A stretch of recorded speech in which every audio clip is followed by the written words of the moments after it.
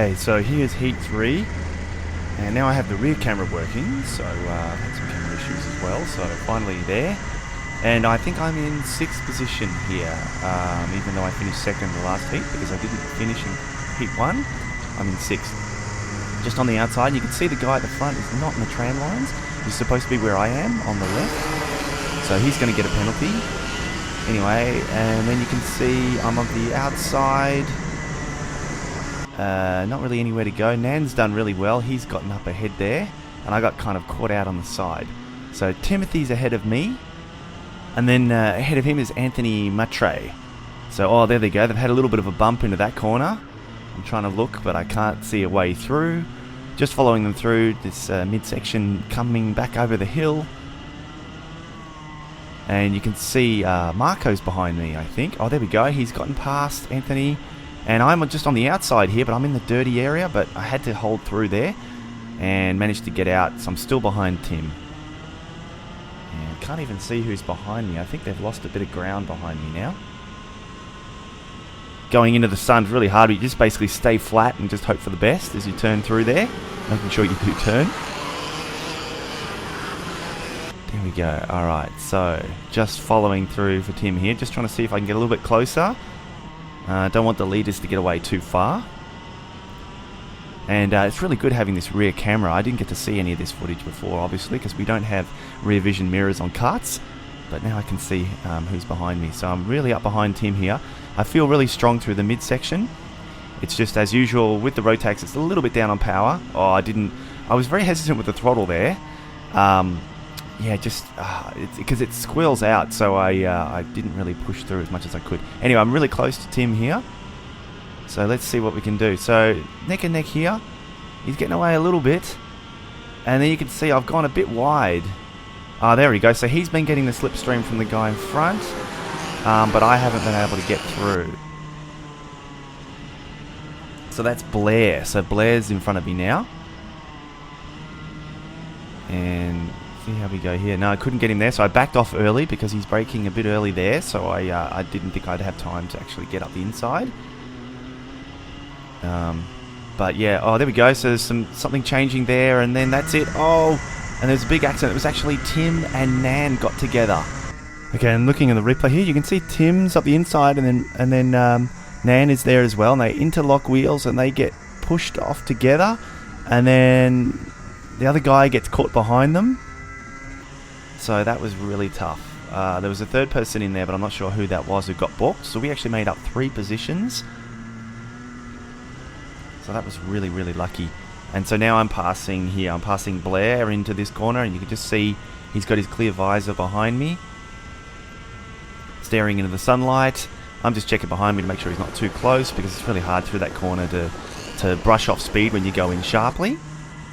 But now I've got a nice clean road in front of me, so I'm thinking, okay, great. That was really fortunate because I managed to get through all the traffic, and now I have clean air on lap 3, basically. So that's really good. So, actually, who is in front of me?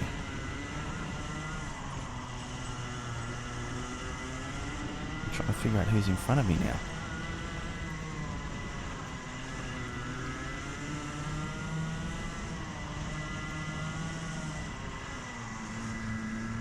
I think it must be either Robert or Fraser who's in front of me. I'm not sure.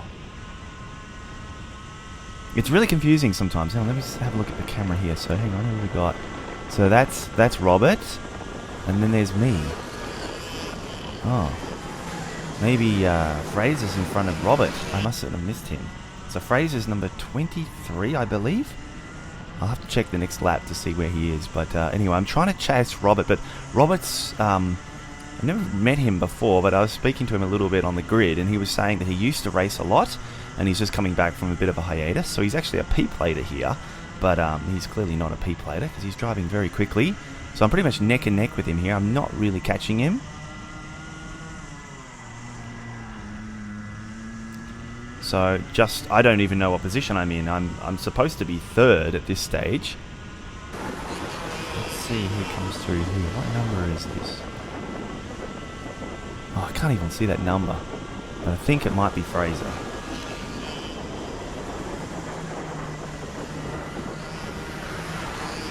So anyway, but yeah, my main issue here is I'm really not catching Robert, and that's the problem. If I want to get up positions, I need to be catching them. So yeah, not the best here. I think I was doing 49.7s, which that was my best lap in this heat. Not too bad, but I think I could go a little bit quicker than this.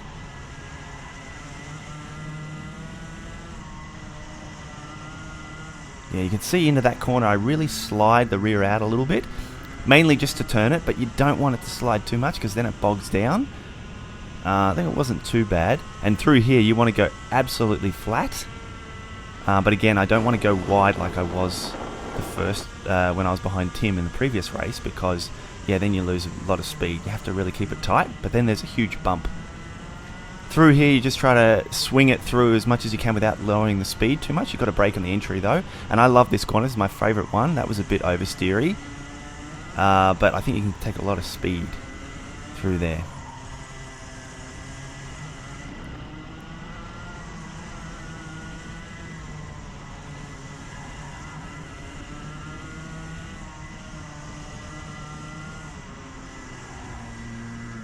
Oh, that's right. Here you go. Robert's gone off, actually. This is interesting. So I don't know what's happened, but he's just gone off there.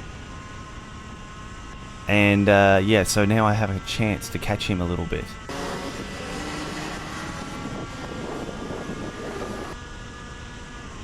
There we go. Really catching him up into the... And it's actually the last lap, which is really difficult, because I don't have any time to make a pass, really. And I feel he's had a bit of stuff on his tyres. He's a bit slower here now because I feel like I've got a fair bit of speed in me. And I feel like I could even go faster. There we go, getting caught up a bit there. But he's obviously taking it easy because he's just gone off the circuit. And I'm just trying to get as close as I can. And then this is the corner that's really important right here. And unfortunately, I slid it. See? And then I lost all my momentum. So, yeah, that's a bit tricky. So yeah, basically I don't have any time now because he's getting away, and this is the finish right here. At least I had a nice tight entry there. There we go, there's the checkered flag. So look, the thing actually said I finished second, but actually I think I finished third because there's been some issues with the My Laps recorder, so I believe I finished third there. Okay, so this is the final at night. Okay, so here I am, I'm starting now in fourth, and beside me I think I've got Anthony. And in front, just trying to see, okay, that's Fraser's in front of me, and then Robert's on the right hand side. Yeah, cutting across the lines there, so I'm trying to catch up again because we're supposed to be in the tram lines. Anyway, there's the start, and trying to go up around the outside. Look at that, I can brake much later than him. I'm up to second here, and then all of a sudden, bang, I get pushed off, and then gave an extra nudge from Timothy coming through, so now I'm practically last again. Okay, I just wanted to look at this here because you can see in front of me is Fraser Tong on the right hand side, so he's clearly in front of me here, and I just wanted to show you as the race starts I go flying past him into the first corner, and I feel like at this stage I'm well ahead of him. And so what I do is I keep a wide line to give him space because I know he's going to be there somewhere, but then he puts his nose in and bunts me off. So that was really upsetting because I was heading for second there after the troubles I'd had that day, and you can see on the inside there, you can see his rear wheel on the inside, so there was no way he was past me. I was ahead if anything. Anyway, so here I am back at the back of the grid again. So now I've got to work my way through again, and I did talk to Fraser at the end of the race, but I don't think he was really aware of what happened. But I just feel like if you give someone space, you have to give the other person space. Like I was really trying to not cut him off. Maybe I could have given a little bit more space, but it was just unfortunate that I was the one that was kicked off. So anyway, here I am at the back, and I think that's Marco ahead of me. So I'm just trying to chase him down. So just following him around here, just trying to make up the ground again, and there's a big train of carts up ahead. So I knew kind of that they were going to be squabbling, because I'm thinking, okay, if they're all that tight, then that gives me an opportunity to see if something can happen. So it looks like it's Marco, and then it's Tim, and Nan up ahead of them. And then it's the others up the front I can't quite see. But no one's really had a move yet.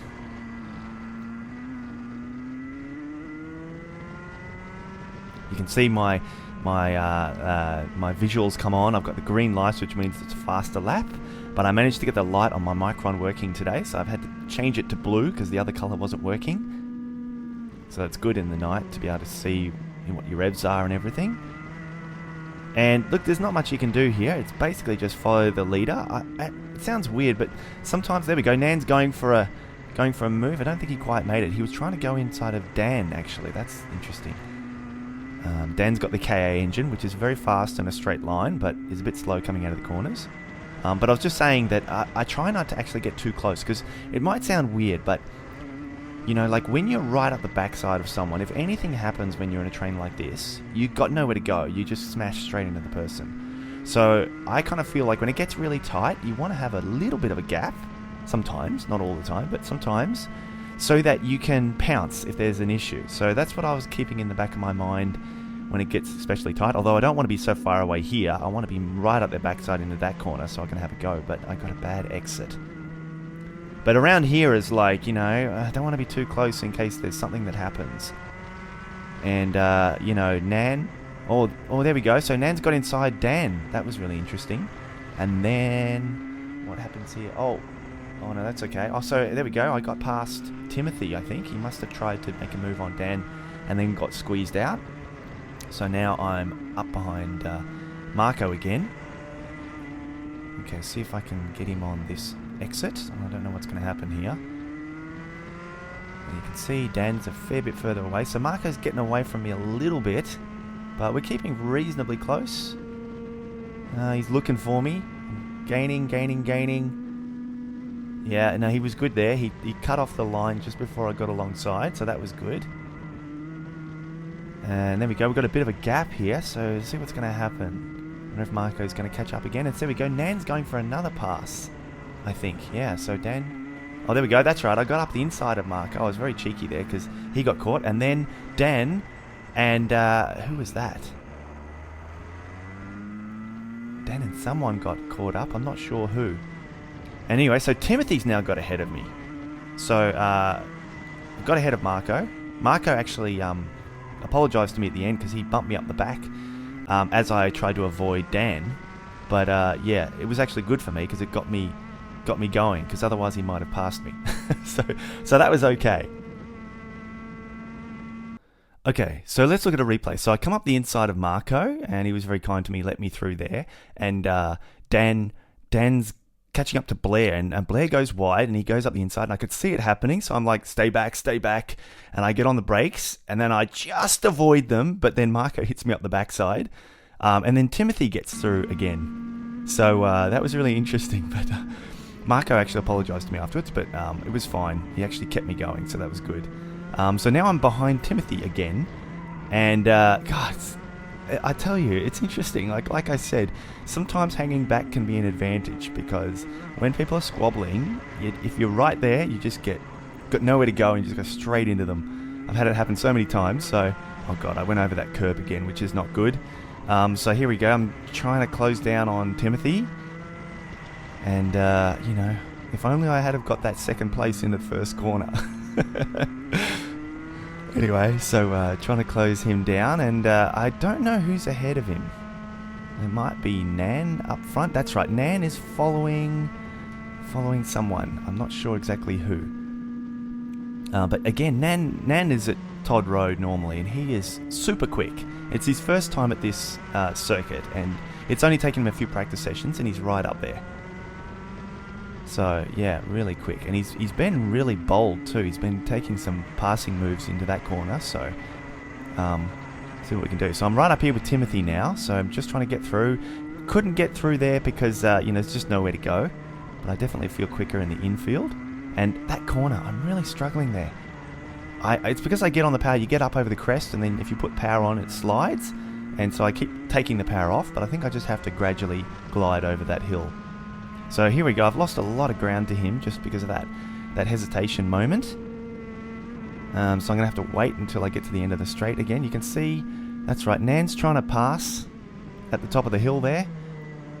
And I'm just trying to get back up close again. See what can happen. So yeah, definitely catching up in the midfield section here. And there we go. Nan's going for a move. And there we go. Again, oh my god. See, now if I had been right up behind Timothy, I would have slammed straight into the back of him. So that was 2 accidents that I've avoided. So that was really amazing. So I think what's happened is Nan's gone for that position. Okay, you can see I'm coming up behind Timothy here. And I think what happens is Nan goes down the inside. And then, I'm not sure who it is, but he comes back on the circuit and he loses all his momentum. And then Tim has nowhere to go. And I was going slow enough that I could avoid it. Because normally I go through a lot quicker through that corner. So again, the power of hesitation. If you make a gap, sometimes when they're squabbling, you can swoop up on the inside unscathed.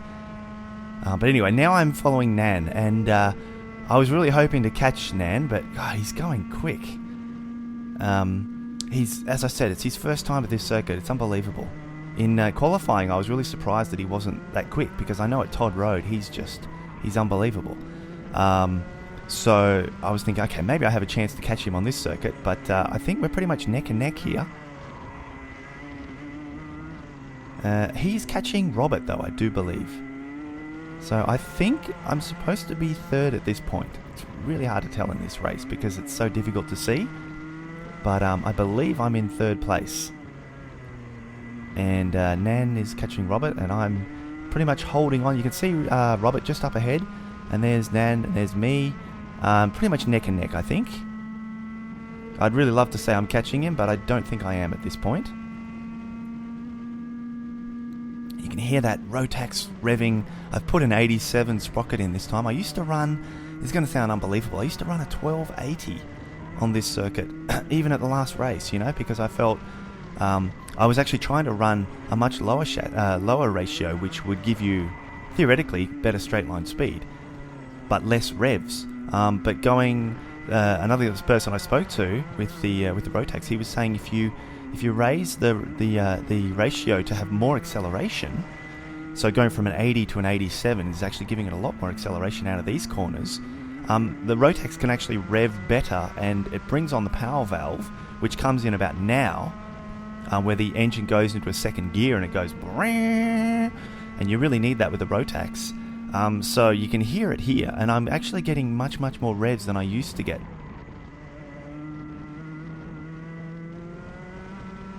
So my straight line speed is a little faster, but also getting out of the corners a bit quicker as well. So definitely a step in the right direction. I just need to probably have a bit more time on this circuit without too much traffic, so I can get used to the rhythm, because I feel like I'm still a little bit scraggly, especially into that corner. I'm hopping a lot. So there we go. I'm catching Nan a little bit, but now Nan is up behind Robert. So he's a bit stuck now. But I'm edging up to them ever so slightly. I just need to get have a few more laps, but I think we've only got about 1 lap left. And you can see that light flashing on my dashboard. That means that the engine's getting very hot. It's unbelievable that it's autumn, and still the engine's getting up to about 66 or maybe even 70. There we go. That's the end. I didn't even realize. So that was the last lap. So yeah, I just didn't have enough time to catch them. I think if I had a few more laps, I might have been able to get onto the back of Nan.